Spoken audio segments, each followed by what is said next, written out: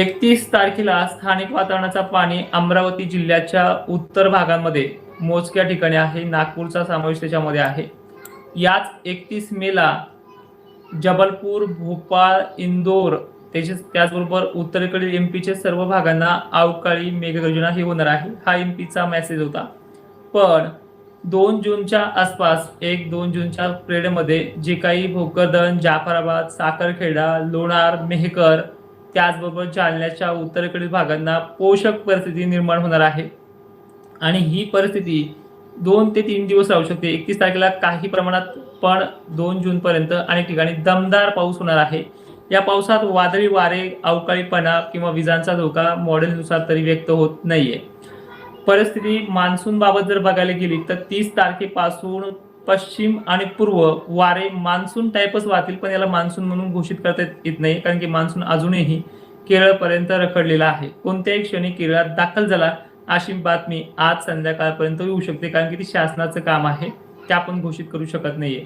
मात्र 1 जूनला आणि 2 जूनला असा आउटलुक होणार आहे, असं पूर्ण इंटरफेस महाराष्ट्राचा होणार आहे की 2 जूनचा जो काही पाणी असेल तो अकोला आणि बुलढाण्याच्या बऱ्हामपूरकडील साईडमध्ये, जो काही मलकापूर असेल, ज्या भागांना आतापर्यंत थेंबही नाही पडलेला अशा भागांना, भुसावळ साईडच्या उत्तर भागामध्ये पण वारे सुद्धा थंड आणि टेम्परेचर चांगल्याच पद्धतीनं 4 ते 5 अंश सेल्सिअसने कमी करणारी जी कंडिशन असेल.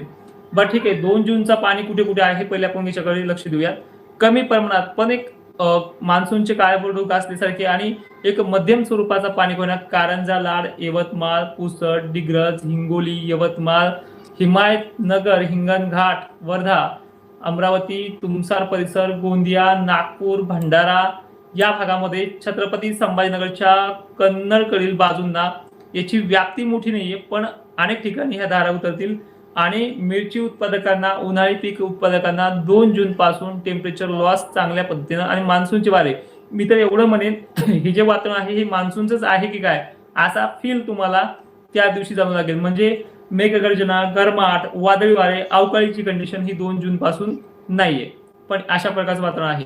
परभणी जिल्ह्यातील उत्तरेकडील भागांना जिंतूर, हिंगोलीचे सुद्धा वसमत वगैरे पट्टे, कळमनुरी पट्टे, रिसोड पट्ट्यांना सुद्धा याच 2 जूनला रिमझिम पाण्याचा शिटकारा हे पाहायला मिळणार आहे. चंद्रपूरचा समावेश आहे, नांदेडचा समावेश आहे, बीड जिल्ह्याचा सुद्धा अंबड, शहागड, गेवराई, पाथरवाला जे काही पट्टे आहेत, घनसावंगी पट्टा आहे, आष्टी, परतूर, मंट्या संगट या 2 जूनच्या वातावरणाची हलकी रडार सिस्टीम बनणार आहे. पुणे परिसरात वाऱ्याचा जोर जास्त राहील ह्या 2 जूनला, कारण की तळ कोकणापर्यंत सिस्टम मोठ्या प्रमाणामध्ये हजेरी लावणार आहे. सांगलीसाठी गुड न्यूज नाहीये, मात्र सांगलीच्या अनेक भागांमध्ये या हलक्या शुल्क याच्यावरती पेरणी होईल अशी कंडिशन नाहीये. मात्र 2 जूनला हा बदल अपेक्षेपेक्षाही बरा पाहायला मिळतो आणि सगळ्याच भागामध्ये जे आभाळ आहे हे लॉस, जी काही टेम्परेचर लॉस करणारी कंडिशन आहे, ह्या आभाळामुळे अनेक ठिकाणी चांगल्या पद्धतीची कंडिशन आहे. आता थोडक्यामध्ये पण सगळ्या जिल्ह्यांमध्ये ही परिस्थिती कशी राहील पाहूयात. खानदेशच्या बाबतीत बोलायचं झालं तर खानदेशला दिलासादायक वातावरण जे आहे 2 तारखेपासून होते. आणि विषय महत्वाचा आहे याच्यामध्ये की तुमच्या भागामध्ये आतापर्यंत नुसता गरमाटीचा कहर आणि ढगाचा चिट्टा पण नाहीये. काही भाग जर वगळले तर याच 2 तारखेला हा बदल होतोय आणि हा बदल कदाचित तुम्हाला मान्सूनचा वाटू लागेल, पण हा मान्सूनचा नाहीये. मान्सून पूर्व वातावरण जेव्हा बनतंय, अवकाळी नंतर आणि मान्सून येण्याच्या अगोदर 4 दिवस जे वातावरण बनतंय हे वातावरण अपेक्षापेक्षाही बऱ्यापैकी पाहायला मिळते. छत्रपती संभाजीनगरमध्ये हा पाऊस असेल, अहिल्यानगर, बीड, लातूर, नांदेड पट्टे, पण उत्तर विदर्भामध्ये, पूर्व विदर्भामध्ये याचा दिलासा चांगला राहील. 2 जून ही तारीख आहे. मग हा बदल 31 तारखेपासून 31 मे पासून कुठे कुठे होऊ शकतो हे देखील पाहून घेऊया. छत्रपती संभाजीनगर, बीड जिल्हा, सोलापूर, तुरळक ठिकाणी हा असा बदल आहे. भोकरदन, जाफराबाद मध्ये देखील ह्या दिवशी 31 मेला दिलासादायक बदल पाहायला मिळेल. 1 तारखेपासून हा बदल थोडा दुप्पट वाढू लागेल आणि 2 जूनला याची दिलासादायक गुड न्यूज तुम्हाला पाहायला मिळेल. पाऊस मोठा नाहीये, पण अनेक लोकांना याची व्याप्ती 40% आहे. अनेक लोकांना याचे धारा वगैरे सर्वशाम पडल्यासारख्या वाटतील, याच्यामध्ये अशी कंडिशन आहे. 3 जूनला मान्सून महाराष्ट्राकडच्या तळ कोकणामध्ये 4 किंवा 5 जूनच्या आसपास धडक देईल अशी शक्यता आहे. आता बातम्या वेगळ्या येतात, रखडला वगैरे, त्यांचं माझं कधीच बनत नाहीये आणि तुम्हाला माझं तुमचं पडत नसेल तर पाहायला सुद्धा येऊ नका, कारण की खूप आहेत. सकाळी एक बातमी, संध्याकाळी एक बातमी, आभाळ आलं की लगेच चेंज होते. 6 दिवसाचा गॅप पण ठेवतात. काल दिवसामध्ये दोनदा बोललेत की सकाळी मान्सून केरळमध्ये आलाय आणि दुपारमध्ये मान्सून लांबलाय. ह्या त्यांचा माझा कधीच संबंध येत नाही. त्यामुळे ज्यांना पटतंय त्यांनी दुर्लक्ष करू नका आणि ज्यांना पटत नाही त्यांनी दुर्लक्ष आवर्जून करा. ठीक आहे. तर यापुढे ही परिस्थिती कशी दाखल होईल, कशी महाराष्ट्रामध्ये हालचाल असेल हे देखील पाहूयात.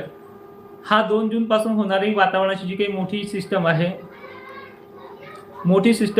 ही सिस्टम सारखी वातावरणामध्ये वारं, शितुडे ह्या तिन्ही गोष्टीला कारणीभूत ठरेल आणि इथून पुढे जवळपास 8 ते 9 जून पर्यंत हे कंटिन्यू राहणार आहे.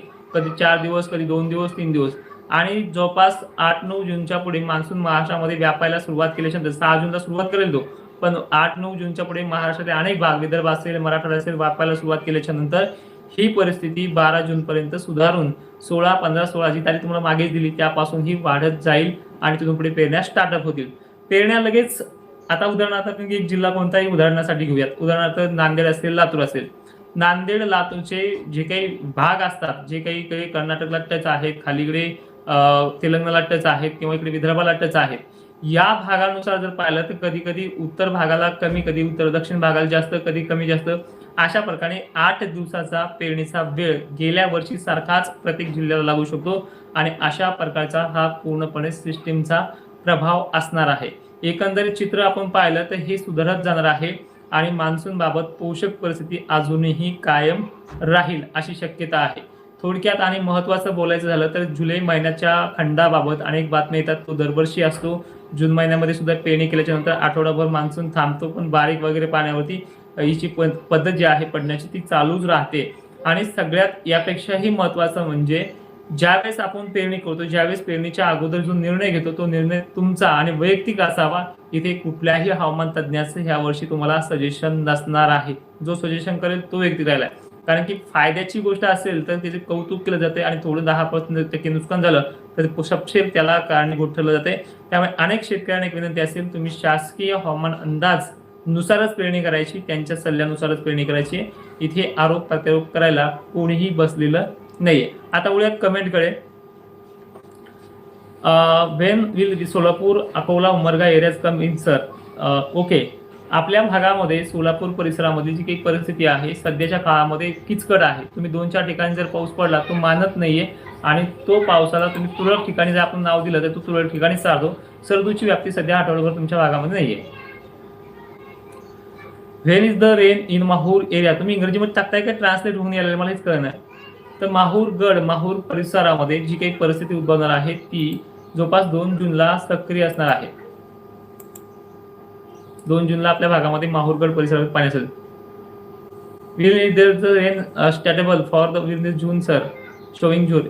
ओके. तुम्ही मराठीमध्ये लिहिला, मला इंग्रजी जास्त जमत नाहीये. चालेल. तर थोडक्यामध्ये आणखी सांगेन, 2 जूनला अकोला, अमरावती, नागपूर, चंद्रपूर, वाशिम जिल्हा, यवतमाळ परिसर, छत्रपती संभाजीनगर, जालना उत्तरेकडील भाग, जालना पूर्वेकडील भाग, अहिल्यानगर पूर्वेकडील, पैठण, गंगापूर हे देखील भाग आहेत. त्याचबरोबर पंढरपूर एरियात थोड्या प्रमाणामध्ये आणि नांदेडच्या उत्तरेकडील भागांमध्ये पूर्व भागाकडे वातावरण सिस्टीम 2 जूनला सक्रिय होते.